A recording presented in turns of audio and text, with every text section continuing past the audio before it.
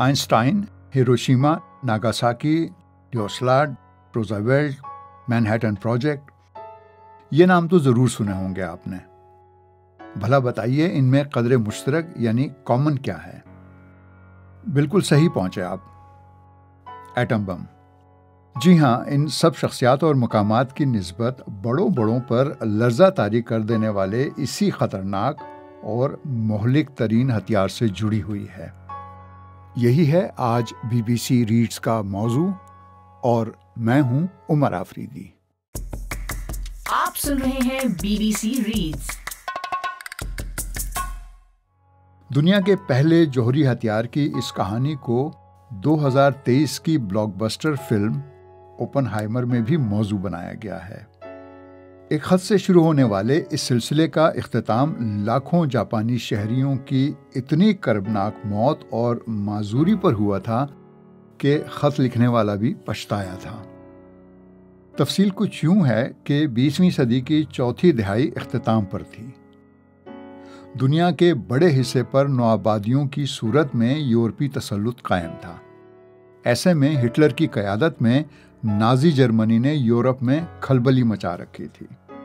मशहूर साइंसदान Albert Einstein मादे और तवानाई के बारे में अपनी मशहूर मसावात तवानाई बराबर है मादे की मिकदार ज़रबे रोशनी की रफ्तार का मुरब्बा यानी E=mc² पेश करके तवानाई के इस नाकाबिले यकीन मंबे के लिए नज़रियाती बुनियाद कई साल पहले रख चुके थे।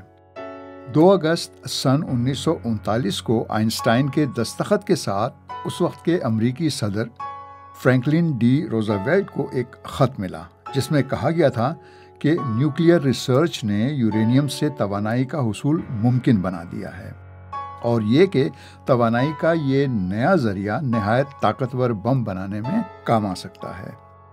साथ ही जर्मन हुकूमत की तरफ से मकबूजा चेकोस्लोवाकिया में यूरेनियम की फरोख्त पर पाबंदी लगाए जाने पर तशवीश का इजहार भी किया गया था। एक ज़िमनी मगर दिलचस्प बात यह है कि इस खत के 2 नुस्खे या वर्जन बनाए गए थे। जो नुस्खा अमरीकी ऐवान सदर यानी व्हाइट हाउस को बदस्त यानी बाय हैंड पहुंचाया गया उसमें ज़्यादा तफसील थी और वो न्यूयॉर्क की फ्रैंकलिन डी रूज़वेल्ट लाइब्रेरी में महफूज है, जबकि दूसरा कदरे मुख्तसर नुस्खा क्रिस्टीज़ नामी नीलाम घर को भेजा गया था। ये नुस्खा पिछले साल सितंबर में तकरीबन $39 लाख में फ़रोख्त हुआ है। इस खत के लिखे जाने के 1 माह बाद यानी 1 सितंबर 1939 को दूसरी आलमी जंग छिड़ गई और ख़त के 3 साल बाद 13 अगस्त 1942 को अमेरिका ने एक इंतहाई खुफिया तहकीकी मंसूबा शुरू किया जिसके सरबराह थे माहिर तिब्बियात रॉबर्ट ओपनहाइमर। $2 अरब की लागत से शुरू होने वाला ये मंसूबा था मैनहट्टन प्रोजेक्ट और मकसद इसका था एटमी हथियारों की दौड़ में जर्मनी से आगे निकलना। बरतानिया में स्वांजी यूनिवर्सिटी के डॉक्टर ब्रायन विलकॉक का ख्याल है कि ख़त के मुंदरजात ने सदर रोजावेल्ट को जौहरी तहकीक के मंसूबे पर कायल किया।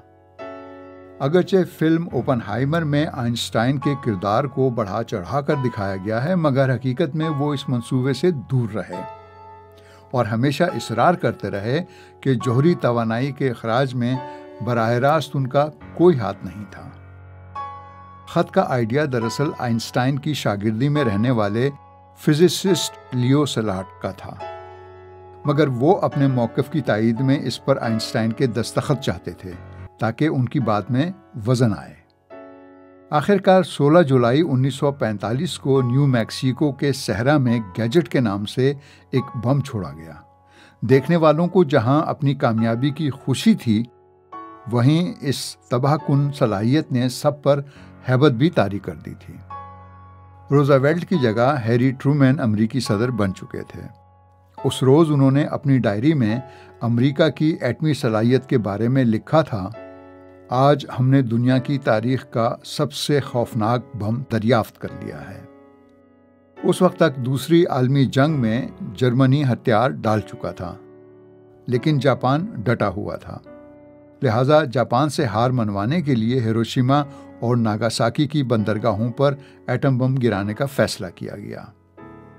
سیلاڈ نے اس نیوکلیئر ٹیسٹ کے ایک دن بعد حکام کو لکھا کہ بم مارنے سے پہلے جاپان کو ہتھیار ڈالنے کی پیشکش کی جانی چاہیے، مگر ان کا یہ پیغام حکام تک وقت پر نہیں پہنچ سکا۔ لٹل بوائے نامی پہلا ایٹم بم 6 اگست کو ہیروشیما پر گرایا گیا، جبکہ 9 اگست کو ناگاساکی کو فیٹ مین جوہری بم کا نشانہ بنایا گیا۔ ایک اندازے کے مطابق اس کے نتیجے میں 2 لاکھ افراد ہلاک یا زخمی ہوئے اور کئی لوگ آنے والے برسوں میں تابکاری کے اثرات کی وجہ سے ہلاک ہوئے۔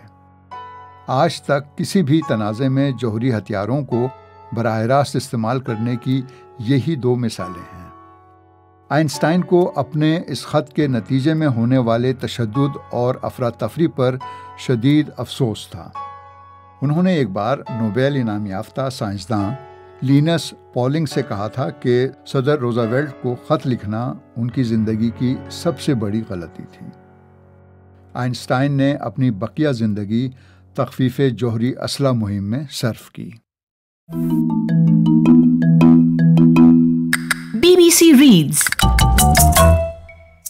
BBC ریڈز کے ذریعے ہماری یہی کوشش ہے کہ BBC اردو کی ویب سائٹ کی وہ سٹوریز جن میں آڈینس کی دلچسپی زیادہ نظر آتی ہے انہیں اور بھی زیادہ لوگوں تک کیوں نہ پہنچایا جائے۔